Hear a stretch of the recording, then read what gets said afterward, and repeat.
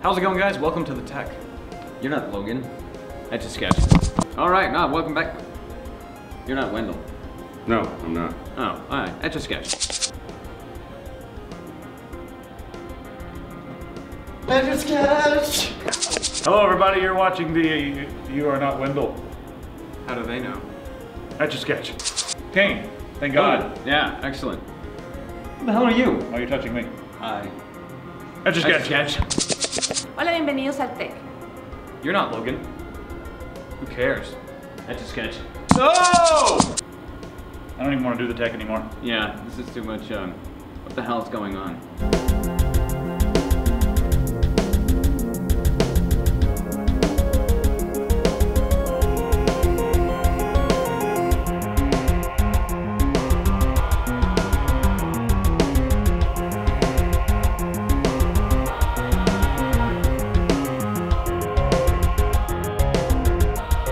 Guys, you're about to watch the most ridiculous episode of the tech in the history of the tech.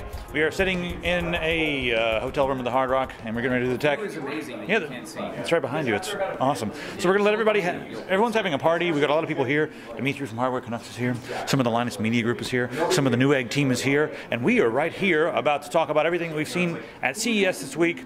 Frankly, the actual show floor myself, I am extremely disappointed in. Yeah. It was awful. There's three main sections. There's the North Hall, the Central Hall, and the South Hall. And I think we hit the North and the Central Hall, and it was the only thing that I think we actually found that was decent, that we were like, wow, that's kind of cool, was some of the car stuff. Like we saw the Toyota FV2, which you had an interest in. Yeah, the FB2, it kind of reminded me of like a motorcycle, or a motorcyclist, a motorcycle person. What? Oh no, that's the F-Zero car. I thought you were talking about the other one. No, that's the iRoad. Oh, the iRoad. We're talking about, so yeah, the FV2. It looked like the guys at Toyota had been playing a lot of F-Zero, and they sat down like, hey, let's make a car that looks like some of these cars from F-Zero, and then they came up with this. I'm not sure how it's going to work on the actual road, but it's an interesting concept, and I'm sure it's several years off at this point. I mean, it's just a concept car, so it's nothing too crazy, but it was cool to look at. The iRoad was actually that one really grabbed my attention. That one was pretty awesome. Well, the iRoad was interesting because it. What's the word? Motorcyclist? Motor? Biker. Yeah, biker. It kind of reminded me. Well, I don't think of bikers when I think of a guy on like a track, like going around curves at 90 miles an hour. And like doing the lean thing where they're bikers. They're all bikers. We're all bikers. You're a biker? I'm a biker. All right. I'm a biker for. I thought a biker had like a freaking leather jacket and stuff. Yeah, no, that's. It's like you're saying a gamer. You got there's several different types of gamers. There's several different types of bikers. You've got your bikers who ride cruisers. You got your bikers who ride your crotch rockets or your speedster, your street racers kind of stuff. And then you've got your naked street bikes. You've got your touring bikes that are designed to go on and off road all over the place. Your dual sport, your enduros. I mean, there's a lot. And you get your choppers, and those are the guys way up there. Right, well, okay, anyway, this thing, as it would go around, the actual wheels and the entire... They called it active lean technology. Yeah, where it was lean. Okay, let's rewind here. The iRoad has 3 wheels. It is a rear wheel steering, and the front 2 wheels, they do what they call active lean. So we don't even need to describe it. They're seeing the video right now on the screen. See the video on the screen. Anyway, so it's a really fancy looking little, but it's a personal transportation device, what they called it, and they said that it's going to be on like a timeshare in Europe and China sometime in the next, I think it was the next 20 months or something like that. That's pretty interesting. That was interesting to see. It's also interesting to see that a lot of the car manufacturers were there. BMW had like their electric car, and then Ford had a car with the solar paneling on the top, which would probably Focus with the whole roof with solar panels. Yeah, I'm not sure how much power that's going to provide. It'll probably give you like your CD player or something. I mean, anything that like reduces the amount of power that you need to put into the car externally, like hooking up to a plug, is great. So if you just leave your car sit outside all day when you're at work, it'll charge unless it's a rainy day or a cloudy day, and then it'll charge less. We also saw that company from Arizona that had those interesting umbrellas almost. They opened up and they were like solar. There's a solar array that weighed 150 pounds, and you can put it in your backyard. It provides 1.2 kilowatts of power, and that's. They said we're not allowed to say this, but I'm going to say it anyway. That's about the average 2,000 square foot home. The average. I think that 1.2 kilowatts. Yeah, that's quite a lot. And that's one. Oh, I'm sorry. That's 25% of the average. Yeah, it's 25% of the average 2,000. But they said it was like they're like on the marketing side. It's that'll power. Got a pool shot coming up right behind you. Oh. That'll power like a refrigerator. Like that'll power your refrigerator here, which is pretty nice considering the fact that your refrigerator is one of your highest highest power draws in your home. But that was pretty much the extent of everything cool in Central Hall. I do want to tell you about A-Data because you landed after A-Data. Wendell's flight was canceled. This has been a really crazy trip, and hence we're doing the tech in the middle of a crazy hotel room and a party. Yeah, it's been wild. But anyway, A-Data had some really interesting stuff. Of course, they helped us out. They sponsored us, so thank you very much, A-Data. But I want to mention their 2 terabyte SSD, not because they sponsored us, but because I thought it was one of my favorite things at CES. They partnered with LSI, so it's no longer going to be a SandForce-based controller. It's an LSI controller. They're using the LSI Griffin 3700 series. It's 2 terabytes, man. 2 terabytes. SSD. How much does that thing run? They did not give a price, but I'm guessing it'll be a lot of money. Well, you know what? I'm hoping stuff like this is going to come out and bring down the price of the 1 terabyte drives and stuff, but you guys just knocking balls around back there? You guys are just trying to ruin the tech? Is that what's happening?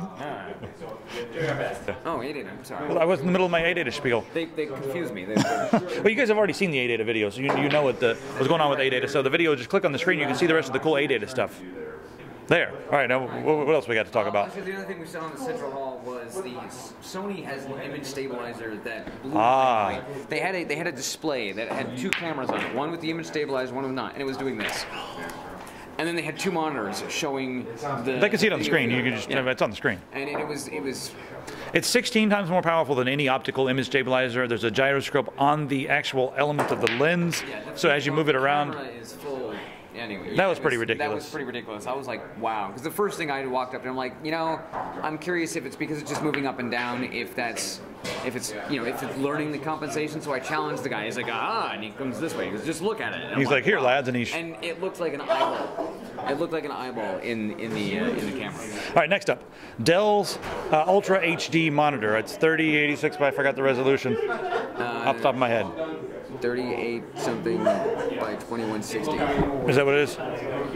Anyway, so Dell has 2 Ultra HD monitors coming out. Ultra HD is amazing because if you, it's basically double 1080p, So it's 4 pixels for each pixel of 1080p, so it's perfect scaling. I've said this a million times before. 3840 by 2160. There you go.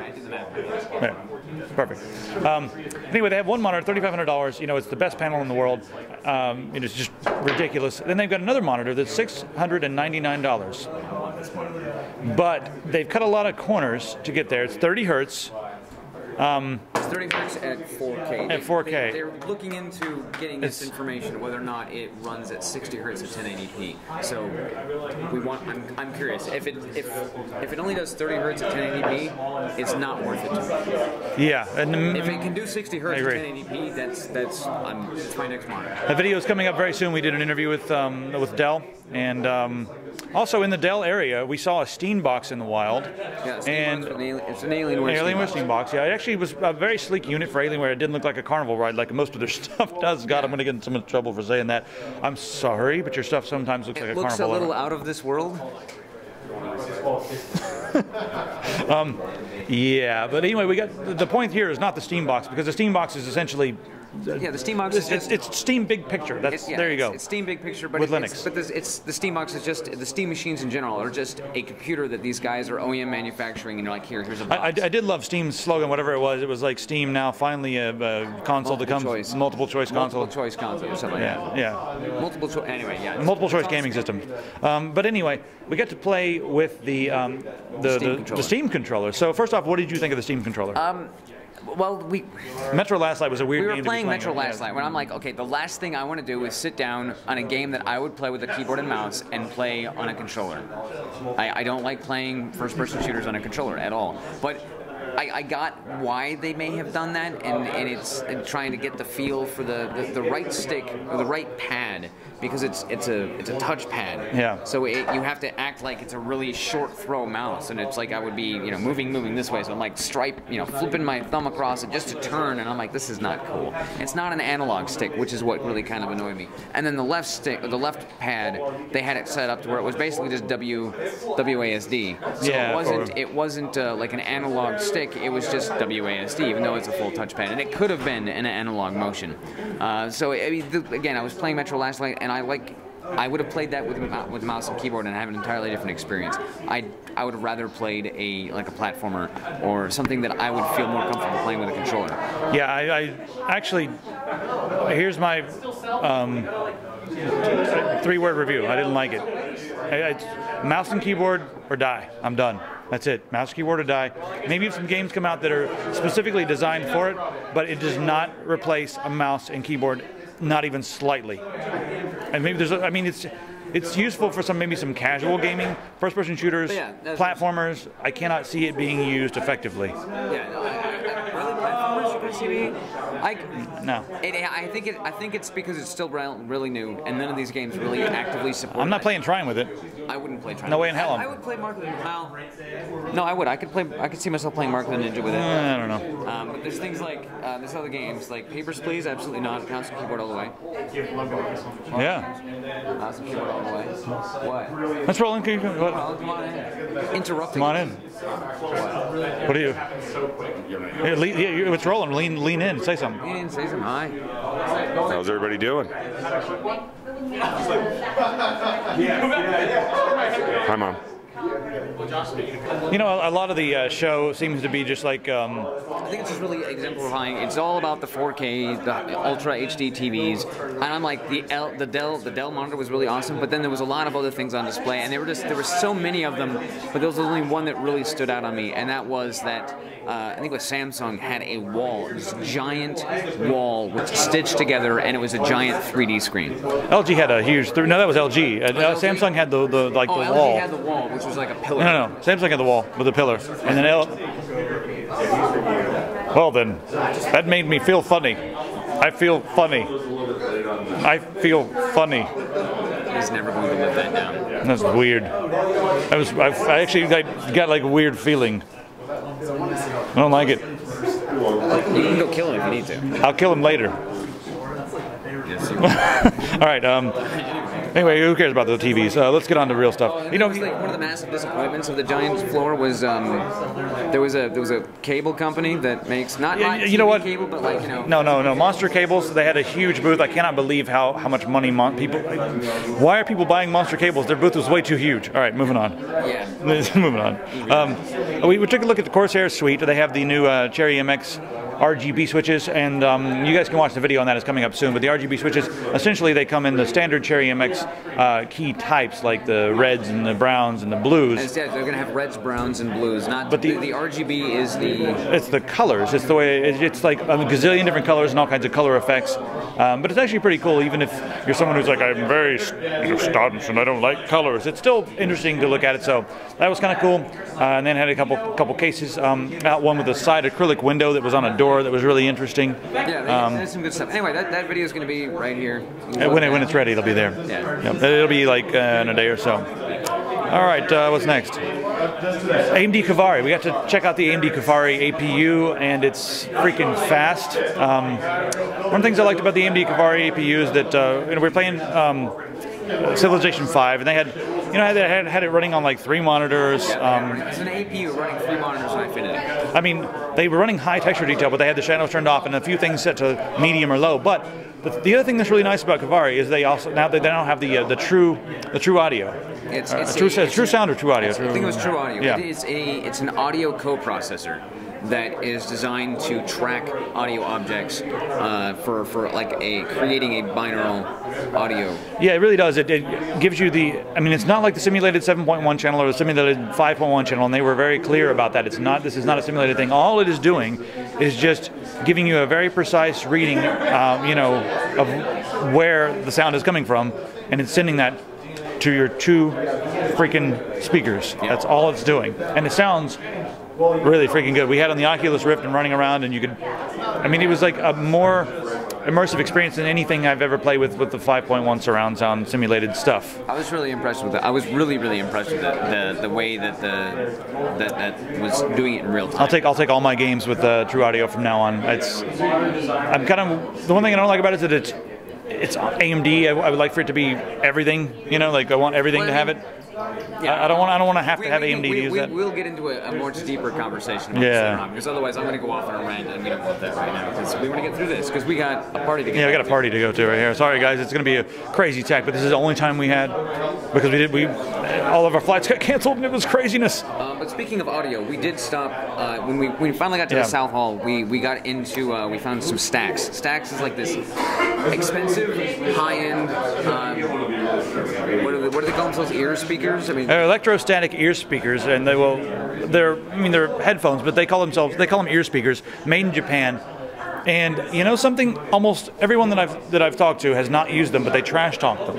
And I'd never used them myself, and I was starting to buy into the whole thing. Like, why would anybody want Stax? It's just like, it's like they're expensive. They're expensive. They were expensive. The cheap one was like what, $800? Oh, that's stupid cheap. But they actually have a new one coming out. We tried the really high end one. Was it the SR? The SR009. These are newer. I mean, what is sound better? These? I have like.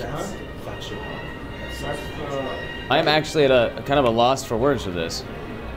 Yeah, we tried that one. That's like it's $6,500 for the entire setup with the. That comes with an external DAC amp, so it's a DAC amp. It's got a tube amp, yeah. And then it's got the ear speakers. That one sounds amazing, and it also is the most well-built. Well, it's like the most well-built thing I've ever picked up. You pick it up and you're like, what is this made out of? They're all handmade. So that's the thing. They're handcrafted. Each. Well, they better be for that freaking price, no, man. Exactly. And each individual unit is handcrafted, and they've got like 7 or 8 different models, but each one is handcrafted. Well, back in the corner, there was a model that has no name, just sitting there in the corner, and I went over and picked it up, and I think it sounded 98.75% as good as the SR009. It sounded amazing, and I was like, what's the price on this? And the entire kit, I mean, it's not quite as high quality, like the build material doesn't feel quite as high quality, but it feels still better than most things I've felt.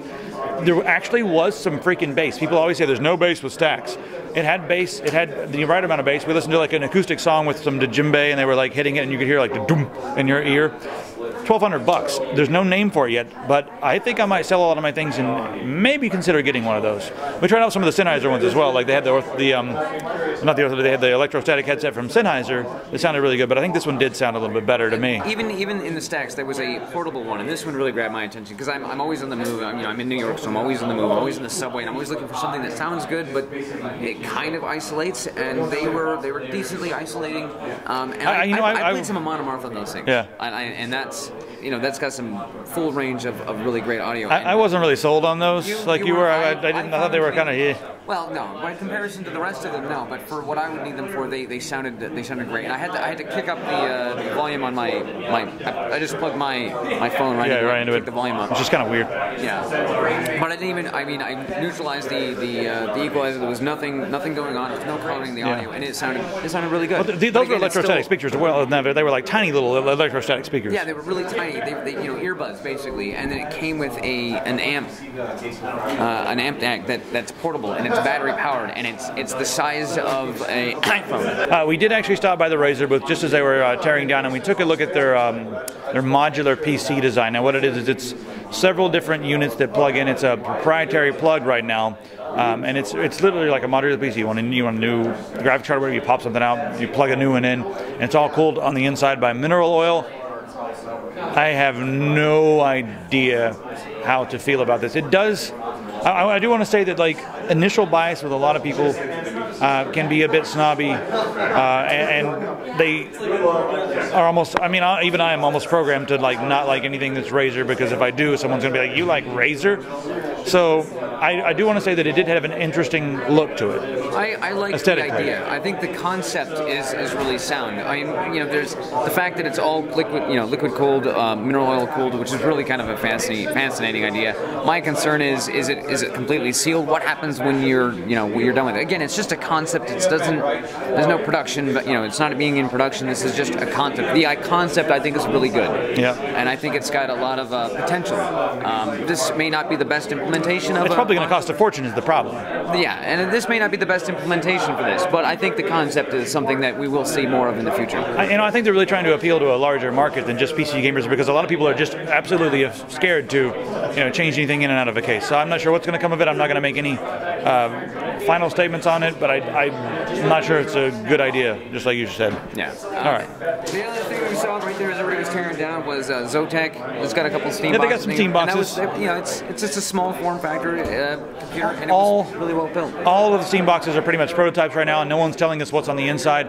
The guys at Zotac did say, oh, it's going to be at least a 760, and that makes me very happy. At least a 760 is exactly what I want to hear. Now they did say at Zotac that they were considering having a modular, like the old video card replaceable laptop. Yeah, where you just, like, snap out the video card. And plug in a new one. That's what they were looking. Maybe for. they can make it compatible with the Razer stuff. That would be pretty awesome. Yeah, right. Okay, so this is the last thing I think we've got on our list here before we. Anything else? These papers we missed? Anything else? No, we've covered all that stuff. This is just a replay of all that. So that's all we've got. Well, I mean, you guys have already seen the other videos I made as well. Cooler Master had some cool things. We're going to make separate videos on those, but these are the things that we're not really going to cover in too many videos. Anyway, Linksys. Linksys. Okay, so Linksys, I think it was about a year and a half ago, was actually the Linksys intellectual property was purchased by Belkin, and Belkin's been kind of. I think Cisco got it, then Belkin. Yeah, Cisco bought it from Linksys way back when, and then they kind of slowly weeded themselves out of. They weeded the Linksys brand away, and then they sold it off to Belkin. So Belkin just grabbed the brand name. They decided to revisit the original WRT54G. You can find that old video here. The WRT54G router. That's like the legendary router. Well, it is, because that was where OpenWRT is named after WRT. The DDWRT. All of these things were built for this this embedded capability, the operating the firmware and going to that open source. So they've revisited the design of that of the original WRT54G, and they've come out with the WRT 1900 AC. It's running AC Wi-Fi, which is at the 5 gigahertz range and the 2.4, so it's 5.2 to 2.4 gigahertz range. And they said that the 5 gigahertz AC, I think that will run at like 1300 megabits per second on the Wi-Fi, and then at the which is over a gig. So you're actually getting faster Wi-Fi than you will get out of the gig ports. It's got 4 LAN gig ports with 1 gig WAN port, so it'll scale up and down to whatever you need it for. And then they've got it's got a USB 3 slot and a USB 2.0 that doubles as an eSATA port for plugging in external storage. So you can mount some external storage. The thing's got a 256 megs of RAM. It's got 128 gigs of flash, and I'm like,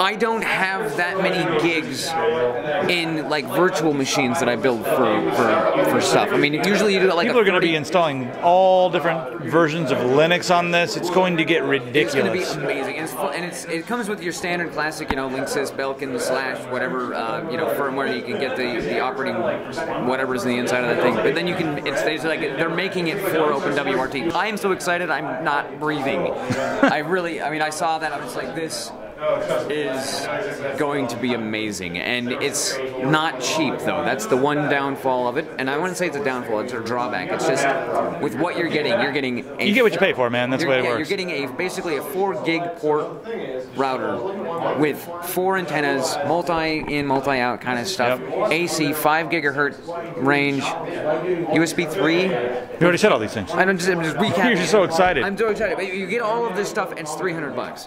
So it's a $300 router, but what you get is incredible. And I'm buying it. I'm gonna buy it. I'll buy it too. I think I'm going to conclude the show now because everything's wild. We may actually insert some interviews here. If I do, then they're going to appear right now. If not, this is going to be the end of the show. Hi. Hi. How are you? I'm good. I'm also good. How? That's a fuzzy. I like it. Stop it. All right, dude. What's going on in California? We're just chilling, dude. Enjoying the weather. It's been a solid 76. That's not your accent. Where are you from? I'm actually from Britain. Clearly, I'm not from Britain. You're from British. But I speak Britain. I thought you were from Mexican. I don't know what you're talking about, I say. I don't know. I mean, I just mow your lawn. I mean, we don't really talk until now. I don't know what you want from me. You're from Russian. What do you think I am, like Dmitry from Hardware Canucks? I could never be that guy. I mean, he likes potatoes way more than I do. Oh, wait. I can clearly tell by your sideburns that you're Irish. Well, I don't know. Shit. I can't do that. Can you do it? An Irish accent? An Irish accent? You have a neck beard, so you could probably do What an is Irish this? What is accent. this? There's not even fuzz on this neck. There's a little bit of fuzz. I see I- some peach. I didn't I see see- some peach fuzz. How dare Just you? a tad. You've got a neck beard. I know. I've been very sloppy. You neck beard? What are you here at CES? You live to correct me on the forum, don't you? I feel like this is just a target. Anybody who has a neck beard is just like a target in society nowadays. What do you have, a It's fedora just too? facial hair. No, I don't actually. Really? No. I mean, I have a. All right, I want to know, what do you think is up with people hating on fedoras? I think that I think they're just lame. I think they look like you're trying to prove something or you're trying to make a fashion statement, which You've got a I mean, safari hat. but see the difference between like a neck beard and a fedora is that the fedora is on purpose. The neck beard is just something consequential. It's my humanity. It's who I am as a person. I can't deny who I am. It's random. All right, let me rip it off. I think we Here have, we to go. we have to talk about technology. Yes. What is your favorite thing that you saw at CES? Honestly, I was editing in the hotel room for 99% of the time. It was very lonely. It was a dark room. I'm pretty depressed right now. The one thing I did see at CES, I was there for like seriously a whole 2 hours the entire week, which was actually today. I saw the LG booth, and they had that, like, I don't know, they probably had like The 3D wall of monitors? the 3D wall, and there must have been like 80 42-inch screens, and it's all in 3D, and there's like a 10-minute loop that they just play continuously. And you go up there, and you put the 3D glasses on, but the cool thing is that they have like a whole little carpet area where you can just like lay down and like literally like lay on your back. And I think that's what I liked most because I've been walking around, it's Vegas or whatever, and I'm just tired, I want to rest myself. And so I'm like just like chilling on the floor, like feeling like a complete degenerate, but it's like this is something LG's encouraging, and the visual 3D is always something cool to see, you know what I'm saying? Yeah. Personal question. Yeah. Oh, I hate these. Go for it. All right. scared. And it's not really personal, it's personal business. So what are your plans for your personal YouTube channel? All right, my personal YouTube channel, Awesome Sauce News. If you guys haven't seen it, go ahead and check that out. The link, I'm going to forget to edit into the video. Yes, damn you. I hope you edit this so you remind yourself. I don't have time, man. Future Logan will hear present Logan's speech. And okay, so basically on my YouTube channel, I want to do what I'm doing now, and it's kind of difficult to post regularly like you do and some of the other YouTubers that do this for a living, because I also have a 40-hour work week at Newegg.com. But I try to make videos when I can. I try to post as regularly as I can, and right now I'm starting a new web series. It's like a reality type web series called System Config, where basically each episode revolves around following one client in need of a new computer system. You know, regardless of what kind of system it is, I think that's kind of the unique factor of the episode is that every build's different, right? And there's so many different people that are in need of a different kind of configuration. So Wendell, start doing this. Dang it. Wendell will totally kill me at this. Stop giving this. Now I know why you brought me in this interview. It's a trap, a ruse. Okay. What's the most ridiculous thing that's happened recently at the Newegg offices? At the Newegg offices, you know what? I don't know about most ridiculous. A really cool thing was that we got to play around with one of these really high-end AR drones. We got one of the AR drones. I think it was the Parrot drone, and that thing's really cool. It's like $300. You know, it's a consumer electronic toy. It's fun. But then we got like a $1,200 Phantom. I forget the exact model. It's a Phantom drone. It's like $1,200, and it just hauls ass. I mean, you press go on this thing, and it goes about 30 miles an hour in any direction you want, mind you, not just forward or back. It goes sideways. You press it sideways. It's 30 miles an hour that way. And so we were playing with it in the Newegg parking lot one day, and Jenny's gonna hate me for this, but she was actually flying with it. She's like, "Give me that thing." She's like, "Let me try." I was like, "All right, you know, we're gonna trust you on this." She flies it right into a tree, and one of the propellers just kind of snaps off, and we thought we had broke. She thought she had broke a $1,200 Phantom, this drone or whatever. But luckily, it came with a replacement blade, and you know, obviously, it's $1,200, so it's a lot more durable. But I think that's okay because the fact that it's a lot more fragile than, let's say, the $300 AR drone, I think that's okay because the controls on it are so much more accurate, and so you have pinpoint accuracy. It's much more agile, and so you're able to control it, and that helps you not crash it as often. So I feel like there's a trade-off there. But honestly, like, I don't know. AR drones has been the highlight of my last week at Newegg. You know what I think I would do if I were you? We should that? paint like some country that we hate. We should put their flag all over it and then fly it over parks and stuff. Especially if it's a no-fly zone. Would you do that? I would totally do it. All right, switch. Right now. What's up, man? Hey, Logan. Awesome to meet you. It's a pleasure, man. This is Dimitri. I just met you like 8 minutes ago. Yeah, 8 minutes ago, exactly. All right, you ready? I'm going to suck up for just 1 second because I've been reading Hardware Canucks for quite a while. Whenever I Google something and I'm looking for like benchmarks on something that I don't have to benchmark myself, and there's a whole list of things that come up, I will click on Hardware Canucks because the layout is good and I trust the information more than a lot of the guys who I feel like maybe don't do quite as good of a job. So congratulations on doing a good job. Thank you. Yeah, we are very critical, and we try to be critical because of that. We don't suck ass, and yeah, that's it. All right, what's your favorite piece of hardware in the history of the world ever? Ooh, that's a difficult one. And not like a computer or anything, like an actual, be like a graphics card, a sound card, network card, like motherboard, CPU, something like that. What's your favorite of all time? Of all time? Yeah. Okay. That would be my first Asus Direct CU2 cooler GTX 570. It was a triple slot card. It was an absolute monster. I still have the card. It's actually in most of our review videos. I use that as a sort of the benchmark to showcase how if the GPU fits into an enclosure, and it's absolutely a monster. You still use it? Yeah, I mean, yes. you Still like for playing games and stuff? Yeah, absolutely. Everybody comments on the video because I use it a lot. It's so old. Actually, it's not that old, but it's old enough that it's actually sagging. So everybody's commenting on the videos that it's everyone's cringes a little bit every time I place the card inside the motherboard because just. I got a question for you. This is like an industry question because a lot of our viewers they like to write blogs and they like to like make videos for YouTube and that sort of thing. What would be just very basic advice that you would give someone who's just starting out on YouTube or trying to do hardware reviews? What's the first piece of advice you think you would give them? First piece of advice is always be critical. There's a lot of YouTubers out there, not YouTubers, just a lot of vloggers that are trying to make it into the industry. They're just starting out, so they're basically. Guys, I do want to say sorry, it's really loud in here, but there's only 2 of us here at CES. CES is not really Tech Syndicate's show at all. No. We decided to come at the last minute, so we're here, and we're giving you guys the tech, and hope you guys enjoyed this episode. Hope it was fun. We've had fun. Yeah, we had some shenanigans around here, and no insanity. Like there was some craziness, but no like insanity. I was worried about, hey, someone's gonna try to drag me into some insanity, and I'd have to uppercut them, but no, it was cool. I got to hang out with Linus and Paul and we even all kinds of people. Big Al Tech. Even got a Big Al Tech. He showed up wearing a what's up, Big Al Tech? What's up, man? Good seeing you. Even saw some of the guys from Tiger Direct. So what's up, everybody over there? So hello to everybody we saw. It's been a good time. Yeah. Okay, enough of this mushy shit. Yeah. We're gonna go bye. Yeah. Yes.